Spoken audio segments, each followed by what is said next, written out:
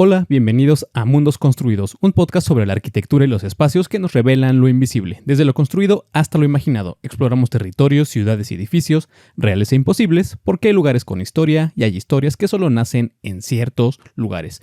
Hola, ¿cómo están todos? Mi nombre es Daniel Castillo, bienvenidos al episodio número 15 de su nuevo podcast favorito, donde veremos y analizamos la arquitectura, los espacios, los lugares y sobre todo las historias que hay dentro y alrededor de todos estos espacios.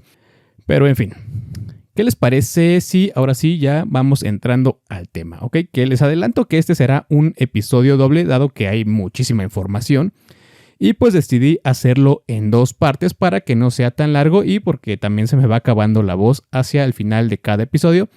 Entonces pues también para poder hacer una pausa y respirar. Así que el día de hoy, amigos, les traigo la historia de un asentamiento del cual los sucesos que ocurrieron allí están muy bien documentados por todos lados, como les decía. Esto debido a los crímenes y abusos horrorosos que se dieron dentro de sus espacios, ¿no? Y decir horrorosos, amigos, es poco, creo. De hecho, en algún momento cuando estaba leyendo y estaba investigando acerca de este caso, mientras más me adentraba al tema, mientras más conocía todos estos datos, pues como que se me hacía un nudo en la garganta y la verdad es que no lo podía creer, ¿no? Porque es increíble, la verdad, conocer cómo un lugar tan simple y apacible pues fue capaz de esconder ese infierno del que ya se irán enterando a lo largo del episodio, así que quédense a escuchar esta historia. Así que, ¿qué les parece si vamos al tema? Vamos a conocer el mundo construido del día de hoy mismo, que se emplazó en un bonito lugar en la precordillera del Maule, en Chile, cerca del río Perquilauquén, cerca de esteros de agua clara que descendían desde la cordillera y rodeados por grandes bosques de robles. Pero que inmerso dentro de esta bonita geografía, se decidió levantar el enclave que convirtió a la naturaleza en un muro protector de los secretos más turbios de los que te puedas imaginar, donde se construyó una colonia que dentro de sus muros y su arquitectura sencilla y rural, escondió por años la historia de una de las sectas más infames de las que se tiene registro. Este lugar, conocido popularmente como Colonia Dignidad, fue durante décadas un asentamiento impenetrable en el sur de Chile. Escondido tras vallas en medio del campo, esta comunidad de colonos provenientes de Alemania proyectaba una imagen de orden, trabajo duro, comunidad solidaria y beneficencia cristiana. Desde el exterior parecía un pequeño poblado alemán dedicado a la caridad, un lugar que tenía una escuela rural, talleres agrícolas y un hospital gratuito tanto para los habitantes de la colonia como para las comunidades cercanas de bajos recursos. Sin embargo, con el paso del tiempo, tras esa fachada bien construida y bien consolidada, se ocultaba otra realidad. Una que tiene en su historia uno de los episodios más siniestros a nivel mundial en cuanto a sectas, privación de la libertad y torturas, además de una asociación fructífera con un régimen dictatorial sanguinario que solapó e hizo que creciera el horror en este lugar. Así que bajo el mando del carismático monstruo Paul Schaefer, este asentamiento funcionó como secta aislada del mundo, prácticamente un estado dentro del estado, con sus propias leyes y un régimen horrendo dentro de sus espacios, que tenía entre sus normas la separación familiar, el trabajo forzado, los abusos sexuales sistemáticos y una lealtad total al líder que se extendió por poco más de 40 años. Así que esta es la primera parte de dos, como les decía, la primera parte de un mundo construido que definitivamente no debió existir y que en lugar de desmantelarlo o vigilarlo, ya que había indicios y sospechas de prácticas siniestras dentro de sus espacios, solo se legitimó gracias a la indiferencia, a la complicidad y a las redes de poder que lo protegieron.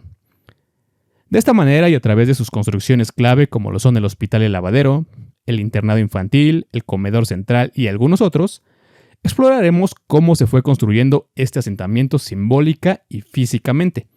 Además que veremos cómo estos edificios guardaron historias inimaginables detrás de su aparente normalidad. Así que con esto en mente, comenzamos.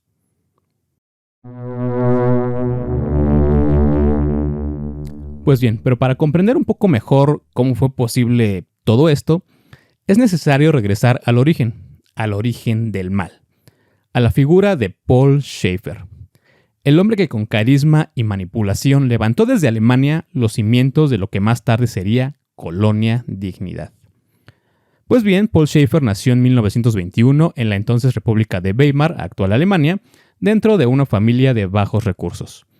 Su juventud estuvo marcada e influenciada por el auge del nazismo. De hecho, este individuo quiso afiliarse al Partido Nacional Socialista para participar en la Segunda Guerra Mundial, pero no lo lograría de manera directa a causa de que tenía la visión comprometida debido a que perdió un ojo durante su niñez. Esto, según algunas fuentes lo cuentan, que este accidente fue por una lesión autoprovocada. Así que Schaeffer pues no sería parte de las Fuerzas Armadas en el conflicto de las Wehrmacht ni del partido nazi, por lo que sirvió como enfermero en Francia cuando estuvo ocupada por Alemania durante la guerra. Entonces, después del conflicto se dedicó a trabajar en ferias ambulantes como ayudante, pero realmente encontraría su profesión, entre comillas, dentro de la religión. Pero más que profesión, encontraría el motivo con el cual dar rienda suelta a su personalidad sociópata y a sus tendencias pedófilas. Entonces, ahora convertido en un predicador libre en la Alemania de la posguerra, comenzaría a ganar muchos seguidores con rapidez. Esto debido al clima de un país derrotado, a los refugiados de Europa del Este y muy, pero muy importante, a que había mucha gente religiosa que necesitaba guía y confort espiritual tras la devastación de su territorio.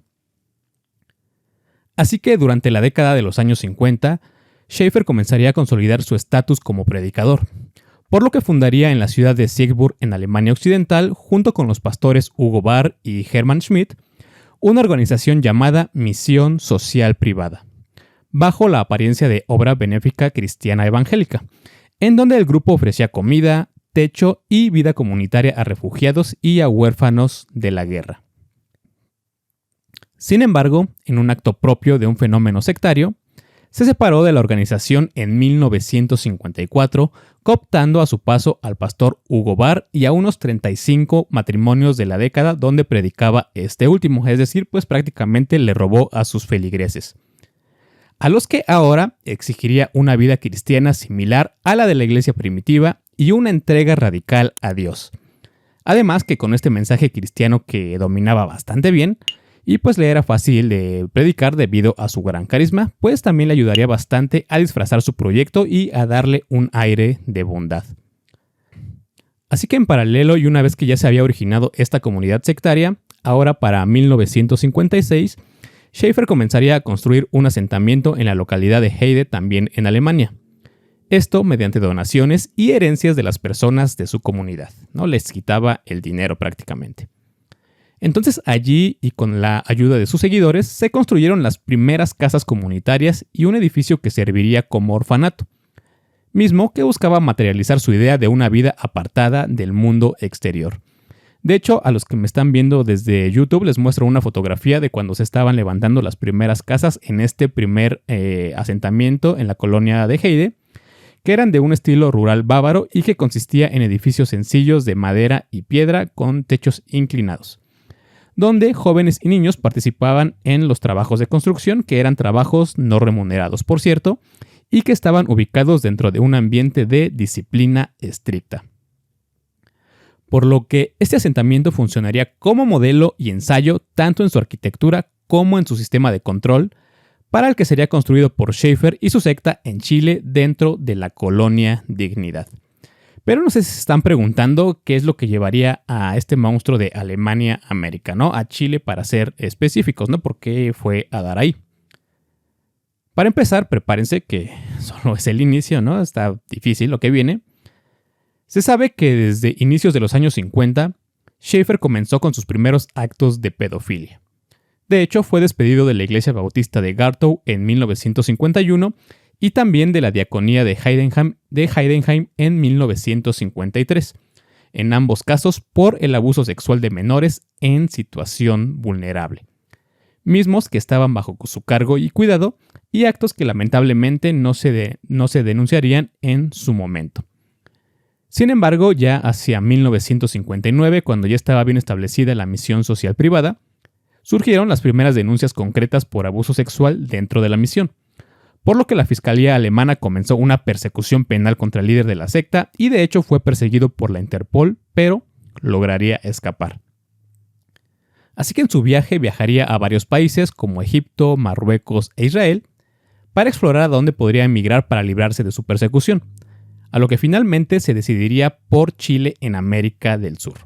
Y se cree que huyó a ese país por al menos 3 motivos, por los cuales lo escogió, ¿no? El primero, por la situación que atravesaba Chile debido al sismo de 1960, que fue el sismo más grande que se tiene registrado y que fue de una escala de 9.5 grados Richter, por cierto. Horrible y devastador ese sismo. Entonces Schaefer pues aprovecharía esto como un pretexto para establecer una sociedad benefactora en Chile. Y el segundo motivo por el cual huyó a este país es que ahí no se contaba con un convenio de extradición con Alemania Federal. Y la tercera razón, y que es muy muy importante, es que Chile estaba gobernado por conservadores de derecha en esos años, ¿no? Esa derecha, ¿no? Ahí tiene mucho que ver. Y que, como suele suceder con esos gobiernos, pues veían con buenos ojos a los extranjeros y güeritos de ojo azul, y que de hecho en algunos documentos se dice que existía una germanofilia por parte de los chilenos, es decir, una admiración o afinidad hacia lo alemán. Por lo que en conjunto con el anticomunismo de Schaefer, el propio embajador de Chile en Alemania Occidental le recomendaría y le brindaría apoyo logístico para emigrar o más bien para escapar. Así que Schaefer, junto con alrededor de unos 250 seguidores de su secta, se embarcarían en Génova, Italia, y llegarían a América y finalmente a Chile en 1961, donde lejos de la persecución alemana fundarían su nuevo hogar, si es que así se le puede llamar a este siniestro lugar que les voy a comenzar a describir a continuación. Pues de esta manera, con la llegada de la comunidad a Chile, una de las primeras acciones sería la de registrar el nombre de su nuevo proyecto, donde entonces así nacería formalmente la llamada Sociedad Benefactora y Educacional Dignidad, que el nombre sería la primer fachada, ya que se mostraba como una organización de caridad con objetivos educativos y de salud pública, pero que en la práctica, en la realidad, fue la base que ayudó a que Schaefer construyera su gran imperio privado. Aquí cabe mencionarles, amigos, y esto también es bien importante, que el apoyo evidente del gobierno chileno de aquellos años sería clave para el desarrollo de la comunidad, dado que aprobó rápidamente la construcción del proyecto, eximió a la sociedad del pago de impuestos, además que confinanció la construcción del hospital en la colonia. El gobierno ayudó. Así que, como todo mal gobierno de derecha, pues prácticamente les tendió la mesa a aquellos alemanes trabajadores que prometían compartir con la comunidad local su escuela y su clínica, y que por supuesto este contubernio con el gobierno pues se seguiría extendiendo en todos los años por venir. Inclusive, hoy en día siguen existiendo algunas de esas complicidades, de las cuales, claro, pues también se servirían varios políticos y autoridades de las siguientes administraciones, pero ya llegaremos a eso en un momento. Así que con el apoyo del gobierno, con suficiente capital aportado por sus miembros y con otras donaciones provenientes de sus seguidores que se habían quedado en Alemania, dado que seguían apoyando económicamente al proyecto, Paul Schaefer compró un extenso terreno rural en el sur de Chile. La propiedad que eligió se llamaba El Lavadero, que era una extensión de tierra de 3.000 hectáreas lejos de centros urbanos, ubicada en la región del Maule, cerca de la localidad de Parral, en el sur de Chile, a poco más de 300 kilómetros de la capital. Que estas 3.000 hectáreas, déjenme les digo, fueron las que estaban registradas en las escrituras legalmente bajo el nombre de Colonia Dignidad, que así se le conoce internacionalmente a este caso. Pero que en realidad se trataban de más de 15.000 hectáreas, ¿no? Que, como les decía, las autoridades pues los apoyaron bastante, les pusieron la mesa y pues ellos se sirvieron con la cuchara grande, como pueden ver, ¿no? O sea, 15.000, más de 15.000 hectáreas. Entonces, con esto en mente, y ahora que Schaefer y compañía eran propietarios de esta extensísima porción de tierra, se comenzaría a dar forma al asentamiento.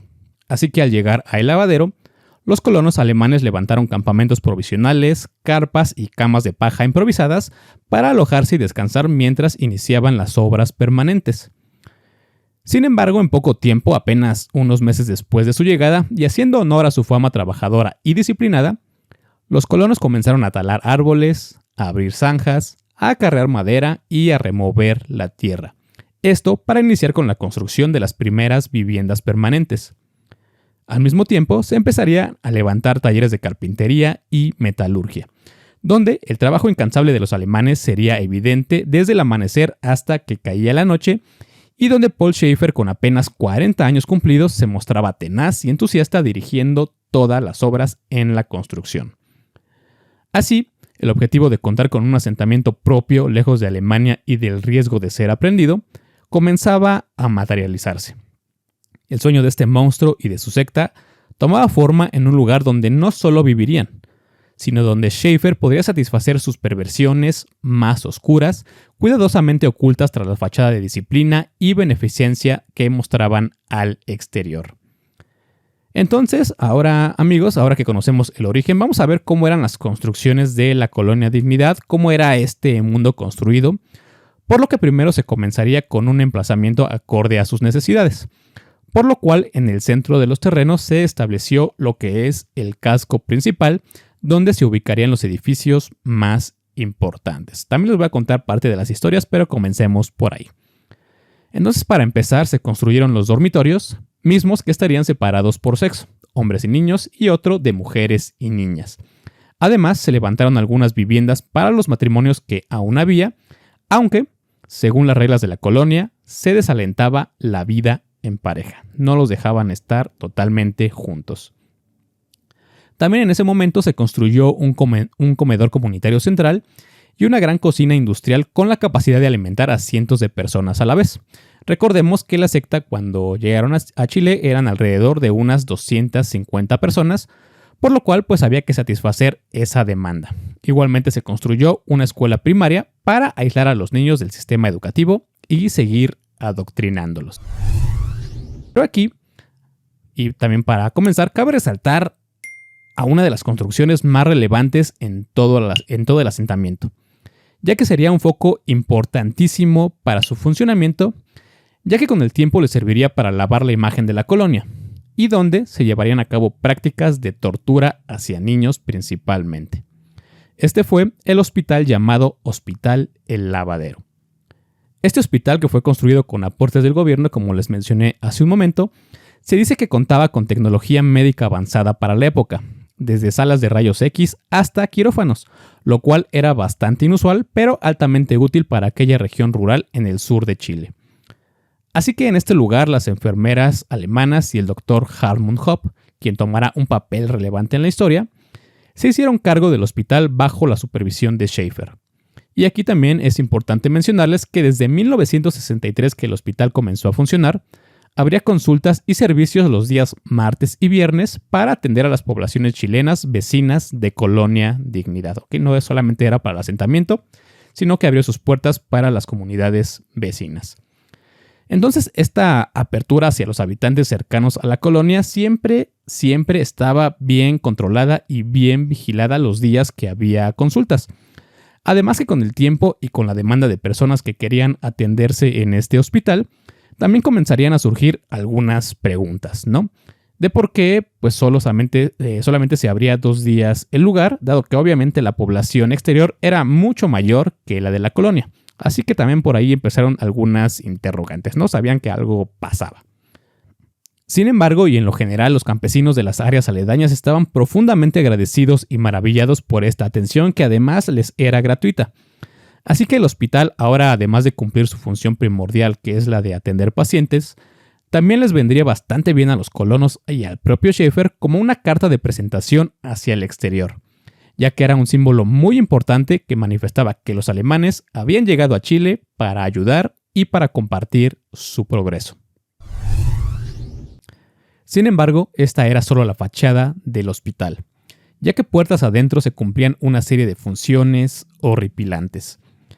Para empezar, la mera existencia del hospital permitió a Paul Schaefer disponer de medicamentos, drogas psicotrópicas y aparatos médicos que serían usados en los propios colonos con el fin de someterlos completamente.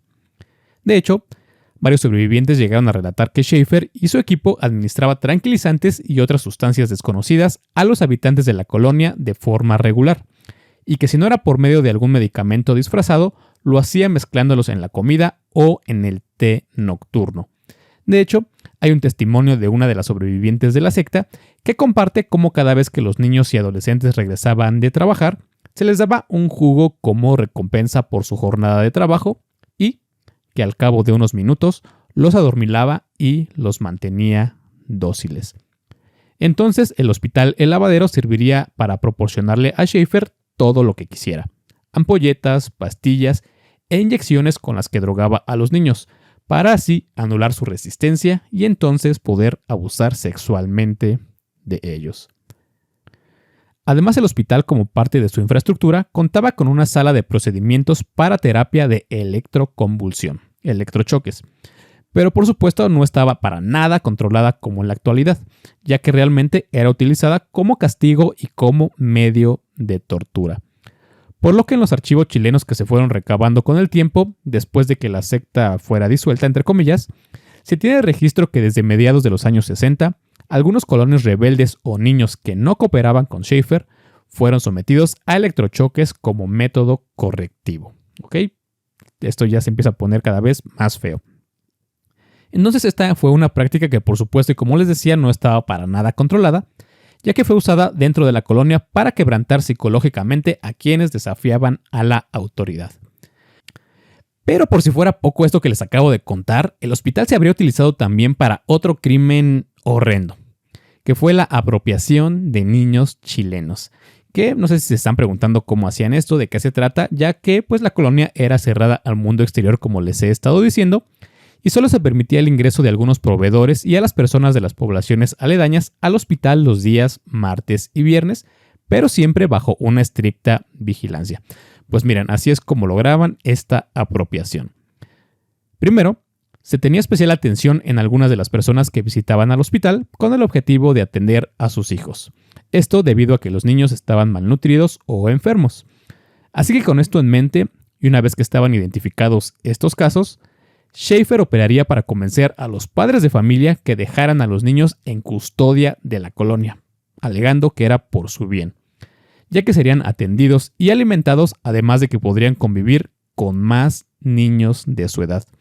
A lo que los padres, increíblemente, que pues estaban sumidos en la pobreza, tal vez se entiende de alguna forma, pues creían que sus hijos tendrían una mejor suerte y vivirían mejor entre los alemanes, por lo que pues ahí los dejaban.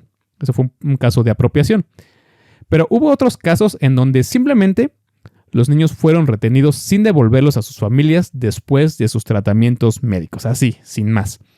Ya que con mentiras a sus padres de que recibirían educación y mejores condiciones de vida, pues no habría muchos cuestionamientos hacia estas retenciones hasta mucho, mucho tiempo después. Entonces estas supuestas obras de beneficencia del hospital hacían que los vecinos de las comunidades aledañas pobres vieran con buenos ojos y apoyaran incondicionalmente a la colonia Dignidad, y por su parte Schaefer con esto aseguraba un continuo incremento de niños para el asentamiento, a los cuales ponía a trabajar, los adoctrinaba y por supuesto abusaba de ellos. Así que el hospital, este edificio, aun con todo lo que escondía, fue también el mayor blindaje hacia el mundo exterior de la colonia frente a cualquier tipo de sospechas. De hecho, así lo manifiesta el historiador Tomás Villarroel en su ensayo titulado Un enclave de indignidad, la fuga de Wolfgang Müller y los primeros años de Colonia Dignidad en Chile, 1961-1966, y que te comparto y que dice así. Se puede concluir, por el contrario, que la apertura del hospital para la población vecina tuvo un triple rédito para los cabecillas de Dignidad. Primero, le permitió mostrarse al mundo exterior como una organización dedicada a la beneficencia. Segundo, favoreció la creación de una red de apoyo entre los habitantes de la zona rural de Parral. Muchas veces fueron los mismos campesinos del sector quienes defendieron el reducto alemán. Por último, y de modo más indirecto, los dos factores anteriores contribuyeron a un mayor blindaje respecto de la crítica exterior.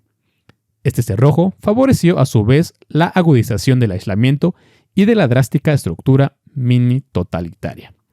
Ahí terminó la cita. Así que con esto en mente, con esto que les acabo de leer, hubo un periodo en que el hospital fue clausurado temporalmente debido a que se acumularon investigaciones y denuncias sobre lo que ocurría dentro de la colonia. Esto ya fue a finales de los 80, pero se los comparto para que tengamos aún más contexto de todo lo que sucedió alrededor de esta estructura, ¿ok? Existen incluso registros en video de campesinos organizados que realizaron marchas y protestas contra esta medida, reclamando a las autoridades que se trataba de calumnias. De hecho, su principal argumento era sencillo, pero bastante contundente. Abro comillas. Eso no podía ser. Si atendían gratis a sus niños enfermos, ¿ok? Cierro comillas. Así que como pueden ver, esta gratitud popular fue utilizada como un gran escudo. Y que claro, todo fue calculado fríamente por Schaefer desde el inicio de la construcción del hospital. Que este tipo era un tipo horrendo, sí, pero también, hay que decirlo, era bastante listo. Lo que sea de cada quien, ¿no? Pero pues una inteligencia para el mal definitivamente. Pero esto no acaba aquí, amigos. Ya que detrás del hospital, en dirección hacia la cordillera, se construyó otro edificio, que era menos visible que el propio lavadero, pero igual de aterrador. Este fue el conocido como Neukra, que es la abreviación de las palabras alemanas Neues Krankenhaus, que significa nuevo hospital.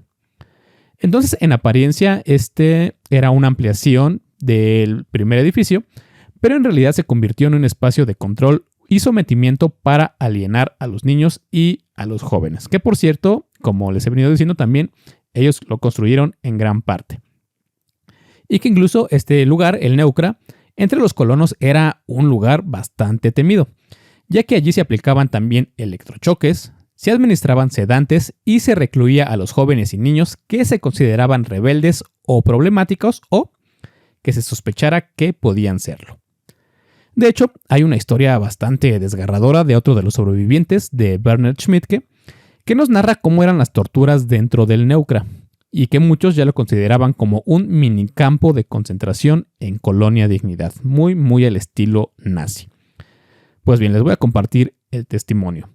Lo que nos cuenta es que, para empezar, en el espacio destinado a las camas, estas eran dispuestas en forma circular y separadas por biombos, donde al centro se colocaba alguno de los líderes y las enfermeras. Que por cierto, a las enfermeras se les decía tías, ya que como les conté, los niños fueron separados de sus padres desde pequeños, desde bebés, y pues esas eran las figuras adultas más cercanas que adquirían este rol, ¿no? De un familiar. Entonces por eso les llamaban tías a las enfermeras.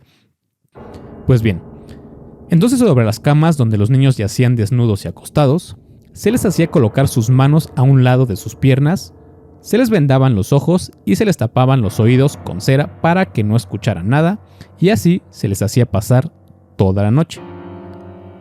Pero de pronto, a lo lejos, y aún con los oídos tapados, se comenzarían a escuchar gritos y lamentos. Imagínense qué tan fuerte era, ¿no? Así que sin saber qué pasaba y sin anticiparlo, cuando llegó su turno, el turno de Vermeer, le comenzarían a dar descargas eléctricas en la cabeza, en los genitales y en varias partes de su cuerpo.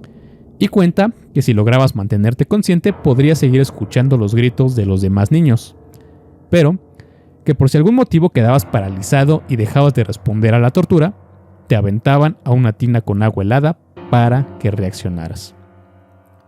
Así que una de las noches, al terminar su tortura, un adulto, probablemente alguno de los líderes, se sentaba al lado suyo en la cama y le comenzaba a decir de forma serena y cariñosa: ¿por qué haces eso?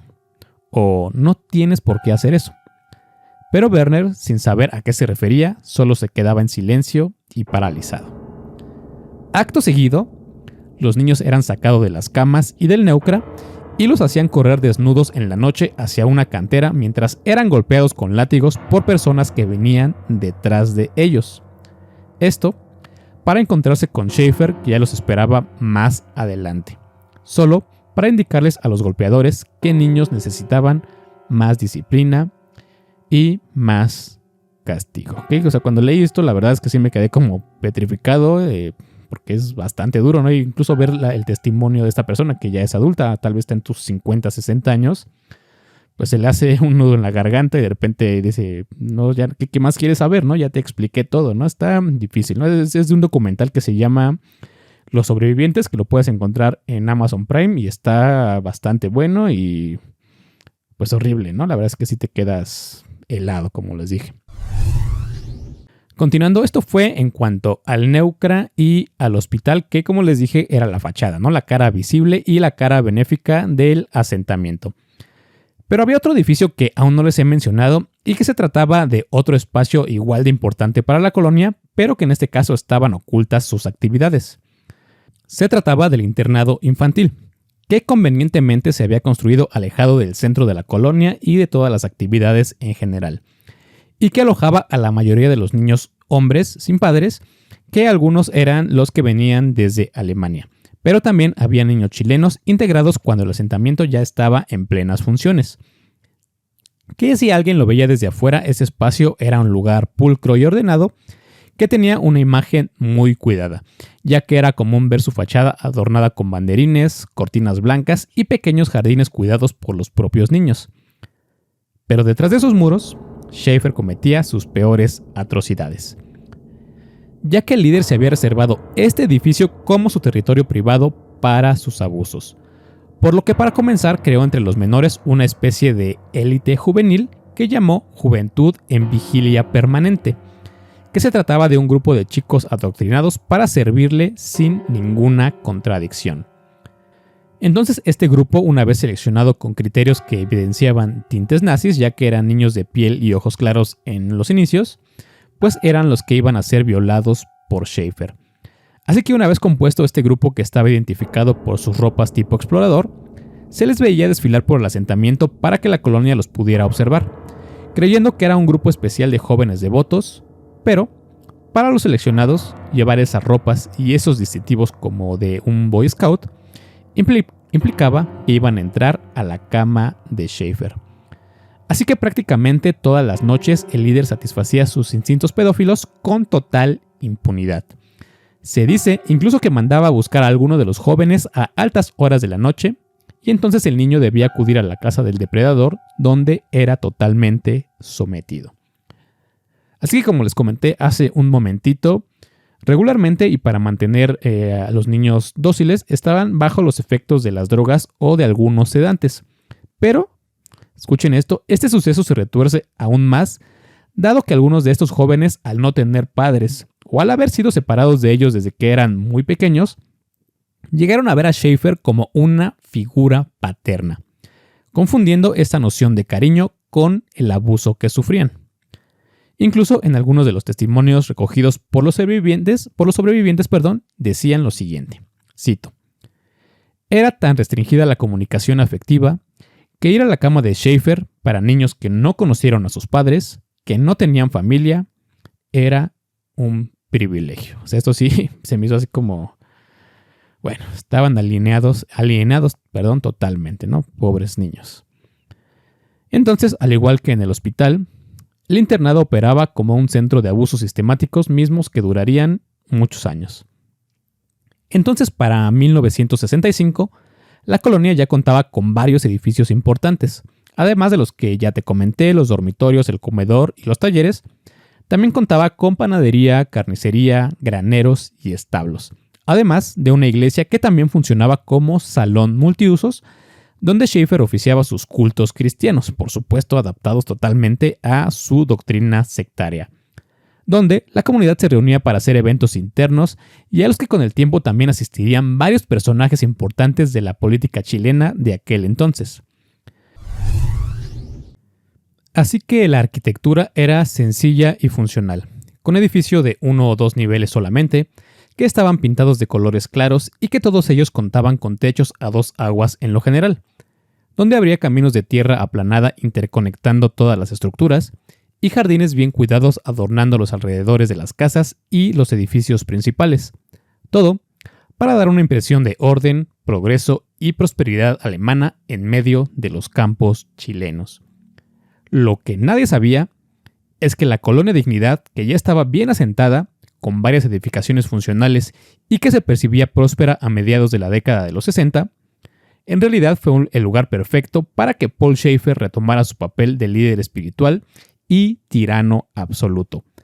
Pero ahora aprovecharía la lejanía y el aislamiento como herramienta de control total sobre su gente. Esto, ya que Schaefer instauraría un sistema de abusos y explotación como les acabo de contar, pero que ya venía ejerciendo desde la misión social privada en Alemania. Sin embargo, ahora estaría solapado por algunas autoridades del gobierno en turno y encubierto, claro, por el discurso de beneficencia cristiana. Ya que detrás de los edificios levantados se instauró el trabajo esclavizante, el abuso físico, las prácticas sectarias fanáticas y por supuesto daría rienda suelta a la pedofilia de su líder. Todo un mundo paralelo con reglas para beneficiar solamente a Schaefer y a sus líderes. Entonces, ahora que ya conocemos en lo general cómo comenzó a construirse la colonia, algunos de sus espacios y los crímenes atroces que ocurrían dentro de ellos, también me gustaría compartirles una anécdota de uno de los sobrevivientes de la secta en cuanto a la construcción de la valla perimetral, que se fue levantando con los años a todo alrededor de las tierras del casco principal de la colonia. Entonces, Winfried Hempel, el sobreviviente, narra que el motivo principal de colocar esta valla, escuchen, fue el de las fugas e intento de fugas que hubo en la segunda mitad de la década de los años 60. Así que sí o sí debían reforzar la vigilancia. Pero, y aquí viene esta tontería, también está el motivo, o mejor dicho, el cuento que les dijeron para maquillar la instalación de esta valla, y que fue ni más ni menos que el de la amenaza comunista, ya que pues Schaefer era nazi y entonces pues no se podía esperar nada más del tipo, ¿no? Pero escuchen también, es que me da un poco de risa, escuchen. Además de esto, en aquel tiempo, en el clima político de Chile, y mientras que Salvador Allende, progresista socialista, comenzaba a ganar popularidad y eventualmente sería presidente de ese país, pues Schaefer lo veía como el demonio, ¿no? Ya que pues según él y el discurso hacia su comunidad, decía que si no colocaban esa valla, los comunistas iban a llegar a la colonia, los iban a sacar de sus casas, iban a cerrar el hospital y les iban a quitar sus pertenencias. O sea, esto como les digo me da un poquito de risa porque ese discurso barato pues tiene que 50 años, ¿no? Más o menos. Pero si enciendes algún noticiero facho aquí en México, si ves las noticias, dicen exactamente lo mismo en pleno 2025, ¿no? Ya sabes, esta noche en Hechos, el gobierno comunista te quiere quitar tu casa. Qué bueno. Esta propaganda barata de parte de Schaefer y los jerarcas, pues realmente se debía a que querían seguir en las sombras, haciendo de las suyas y cometiendo sus crímenes impunemente, por supuesto. Por lo que si un gobierno progresista llegaba al poder, pues verían tambalearse sus privilegios para empezar, además que con las denuncias que ya empezaban a ocurrir de que había cosas turbias dentro de la colonia, pues podían seguir investigándose a profundidad. Así que, en pocas palabras, este era un discurso para infundir miedo, pero que el miedo era realmente de los jerarcas y de su líder, como suele suceder siempre con esa derecha chupasangre, ¿no? Temen perder sus privilegios, por supuesto. En fin, entonces lo que dice este sobreviviente, Winfried Hempel, es que comenzaron a construir la valla, misma que estaría compuesta de postes de concreto y alambres de púas que los mismos adolescentes colocaron. Entonces aquí lo chistoso del asunto, si es que puede caber la expresión, es que los postes de la valla, que se narra que pesaban unos 100 kilos cada uno, pues no eran totalmente verticales, sino que a determinada altura, a unos 3 metros de altura aproximadamente, se hacía un quiebre a 45 grados en la parte superior del poste, y que pues sirve para la protección, ¿no? De que nadie se pueda colar ahí y que nadie pueda trepar. Y pues ese quiebre tiene que quedar orientado hacia la parte de afuera del área a proteger. Pero escuchen, Schaefer le quiso jugar al listo, ¿no? Y los postes los colocó al revés. O sea, este quiebre de la parte superior estaba orientado hacia adentro de la colonia, ¿no? Pues, ¿qué quería decir esto? Que en realidad no le importaba demasiado el exterior. Lo que le importaba es que nadie pudiera salir, ¿no? Solito se evidenció, solito se echó de cabeza. Por lo que entre su gente, pues, le hicieron esta observación de que esa colocación no tenía como mucho sentido, si lo que se quería era proteger la tierra de los comunistas. Entonces los postes pues estarían mal colocados, así que a Schaefer no le quedó de otra que girar estos postes de concreto como se supone que deberían de ir, ¿no? Con el quiebre hacia afuera. Entonces ahí para los que me ven desde YouTube les dejo una imagen de la valla para que vean a lo que me estaba refiriendo. Y pues esa es una de las tantas anécdotas que refuerzan que el tipo era un monstruo inteligente, pero que en este caso sí que se quiso pasar de listo y pues no le quedó de otra que apelar al sentido común, ¿no? Lo que es. Entonces, en este punto, y ya que conocemos el elemento que protegió a la colonia Dignidad al más mero estilo de una penitenciaría o de un campo de concentración, pues es importante decirles que este no era el único sistema de seguridad, ya que también se sabe que el asentamiento estaba protegido y controlado por, escuchen, unos dispositivos que eran un tipo de sensor de movimiento mecánico de los años 60 y 70, que estaban colocados sobre los alambres de la valla, y que si detectaban algún movimiento, mandaban una señal de alarma al centro de control de la colonia. Además de esto, estaban las personas dedicadas a la seguridad, que estaban solo por encima de las personas de la base de la secta, es decir, de la fuerza de trabajo, todos los colonos.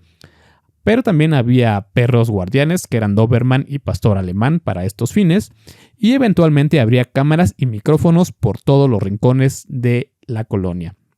Y además, habría una estación de radio, sí, con el que la cúpula tenía constante comunicación con las autoridades chilenas y con la embajada de Alemania. O sea que aquí no se dejó un espacio o rincón sin vigilar en este asentamiento.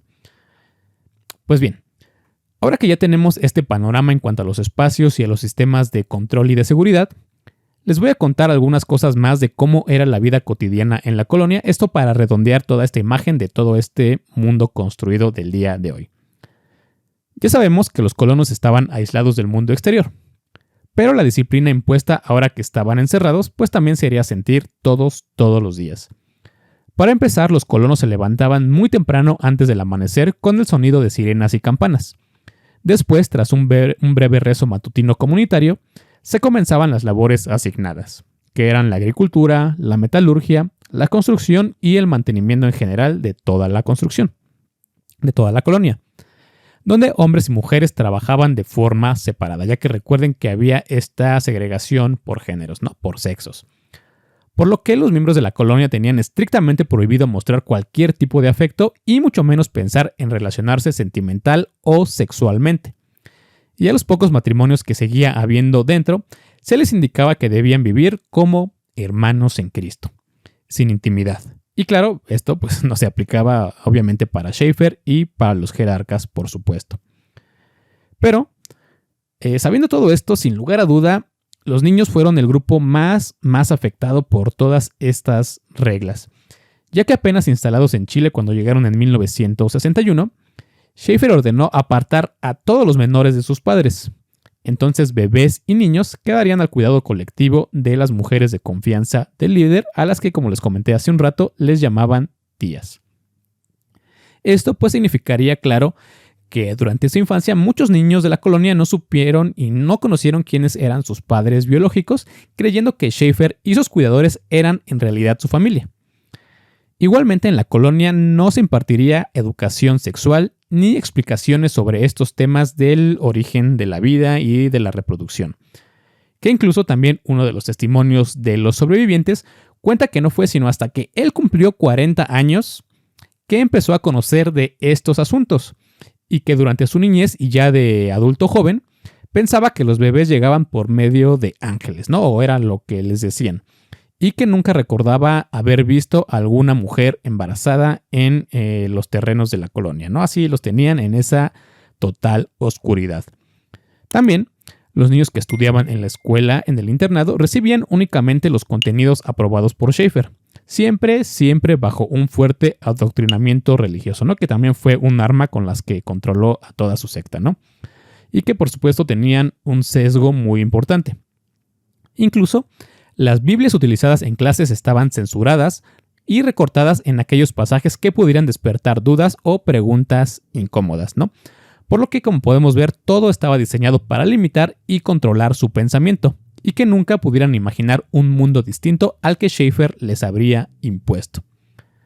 Por otro lado, al final de cada jornada laboral, la vida comunitaria se concentraba en otro de los espacios, ¿no? En el comedor central, donde todos los colonos se sentaban a comer en silencio, casi en orden coreográfico, ¿no? Según esto lo cuenta alguno de los periodistas que logró entrar de forma vigilada, claro, ¿no? Que prácticamente masticaban al unísono, ¿no? Entonces, además, en este espacio en el comedor, al terminar las cenas, se hacían danzas bávaras y obras de teatro que eran ofrecidas para los esporádicos visitantes, que en general se trataba de políticos y autoridades coludidas con la secta, donde se aparentaba o se hacía creer a los visitantes que la colonia Dignidad era un idílico pueblito alemán en Chile. Entonces, así seguirían pasando los años con esa rutina sectaria impuesta, por lo que no sería sino hasta a partir de 1965 que comenzaron a aparecer las primeras denuncias. Esto debido a las fugas por parte de algunos de los miembros de la colonia que ya habían llegado a su límite, dado que por supuesto pues ya no podían soportar más el sistema de abusos de Schaefer y las condiciones infrahumanas en las que vivían.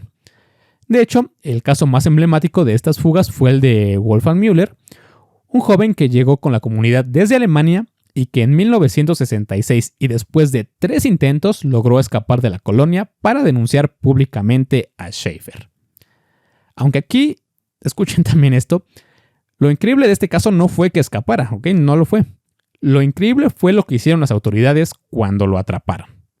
Bien, en primero, cuando logró escapar Wolfgang Müller, pues empezaría denunciando lo que sucedía al interior de la colonia, por lo que declararía que había actos de homosexualidad dentro, ¿no? Que realmente a lo que se refería eran a los actos pedófilos cuando Schaefer abusaba de los niños, que pues era un caso de pederastia, pero que como había mucho cerrazón en estos temas y realmente no sabía cómo expresarlo, pues así fueron sus declaraciones o su forma de entender las cosas. Pero además de estas acusaciones, reveló que también había maltratos, tortura y esclavitud laboral. Entonces, sus testimonios recogidos por la prensa y por las autoridades, que por supuesto serían publicados en las noticias y en los periódicos, rompió por primera vez el hermetismo que había dentro de la colonia Dignidad. De hecho, las declaraciones de Müller llegaron incluso a oídos del presidente de aquel momento, de Eduardo Frei, pero la reacción fue tibia o prácticamente casi nula, ya que para empezar Schaefer se defendió con una doble estrategia. Primero, organizando visitas guiadas al interior de la colonia, mismas que estaban debidamente coreografiadas, donde periodistas y autoridades vieron un hospital impecable, niños contentos en la escuela y actividades artísticas como los bailes bávaros que se realizaban en el comedor comunitario. Y segundo, y muy, pero muy importante, utilizó sus conexiones con las autoridades y políticos para lograr que Müller fuera devuelto a la comunidad, alegando que estaba mal de la cabeza, que se había robado un caballo y que por supuesto mentía en sus declaraciones. A lo que para sorpresa de nadie, dentro de ese sistema corrupto que alegó falta de pruebas, el joven sería devuelto por las autoridades a la colonia. Y por supuesto, pues esta acción no pasó desapercibida, ya que Müller, ahora encerrado de nuevo en Colonia Dignidad, sería confinado, golpeado y sometido a electrochoques, ya que de acuerdo a los médicos estaba enfermo, sufría una condición mental la cual hizo que se fugara e inventara todas esas acusaciones. Sin embargo, tras la fuga de Wolfgang Müller, ya entre 1966 y 1970, otros colonos también lograron escapar y sus testimonios comenzaron a coincidir en los mismos relatos de abusos, trabajos forzados y castigos brutales. Entonces, esta convergencia de denuncias hizo que la mirada pública se volviera más atenta y que crecieran las sospechas sobre lo que realmente ocurría dentro de la colonia Dignidad. Además, esta coyuntura crecería aún más con los cambios políticos que vendrían en Chile a partir de 1970 con la llegada de Salvador Allende a la presidencia. Por lo que vaya que Schaefer, los jerarcas, pero también los políticos y las autoridades coludidas con la secta, deberían movilizarse y rápido antes de que todo se les viniera abajo. Y así fue. Ya con Allende tomando protesta como presidente en noviembre de 1970, el estilo de vida en Colonia Dignidad, que era ideológicamente ultraconservadora y fanáticamente anticomunista, pues el nuevo gobierno significaría entrar en un entorno nada favorable en comparación con las administraciones anteriores, ¿no? Esto como que me suena mucho, no sé por qué, ¿no? Ahí lo dejo. Así que ahora, Schaefer no se limitaría al discurso del miedo comunista solamente, ya que lo intensificó con sermones apocalípticos presentando al nuevo gobierno como el mismo mal encarnado. Pero ya no bastaba con encerrar a sus colonos bajo esa estrategia de terror. No era suficiente. Por lo que también comenzó a tejer alianzas con la ultraderecha chilena. Así, en los salones y comedores de la colonia se reunieron dirigentes de Patria y Libertad, un grupo nacionalista y paramilitar chileno, junto con políticos conservadores y militares en retiro para conspirar contra el presidente Salvador Allende. Entre estos visitantes apareció Roberto Tieme, que fue jefe operativo de Patria y Libertad y que aterrizaba su avioneta en la pista del asentamiento. Este era recibido por Schaefer y juntos discutían planes para derrocar al gobierno. Así, la secta que hasta entonces había cultivado la fachada de comunidad piadosa y benefactora, mostraba a sus aliados su verdadera cara: un bastión político dispuesto a servir como refugio y cuartel para los golpistas. Por lo que Colonia Dignidad ofrecía algo único: un aislamiento cuidadosamente construido, guardias armados, una pista aérea propia, talleres capaces de ocultar aviones y armas y equipos de radio para enlazar con el exterior. Schaefer puso además a disposición de la ultraderecha a los exmilitares alemanes residentes en la colonia, algunos con un pasado nazi por supuesto, que entrenaban a jóvenes derechistas en tácticas de guerrilla y comando. Entonces, en 1973, mientras la vida cotidiana de los colonos continuaba con la rutina agrícola y religiosa de todos los días, el enclave se había transformado en academia clandestina y base logística de la conspiración. Así que todo comenzaba a alinearse, ya que la capital estaba paralizada por huelgas, al mismo tiempo que la polarización política crecía y que los militares afinaban sus planes para el golpe mientras el gobierno de Allende se debilitaba. Entonces, en medio de la precordillera del Maule, Colonia Dignidad esperaba el siguiente paso, y estaba preparada para cumplir un papel que sería fundamental en los sucesos ocurridos el 11 de septiembre de 1973 y en los años oscuros que le seguirían. Por lo que aquella pequeña colonia con construcciones sencillas y rurales emplazadas en medio del bosque se convirtió en un enclave del terror y de la muerte, donde la arquitectura fue utilizada una vez más como camuflaje para los actos más crueles de una dictadura sanguinaria como fue la de Augusto Pinochet.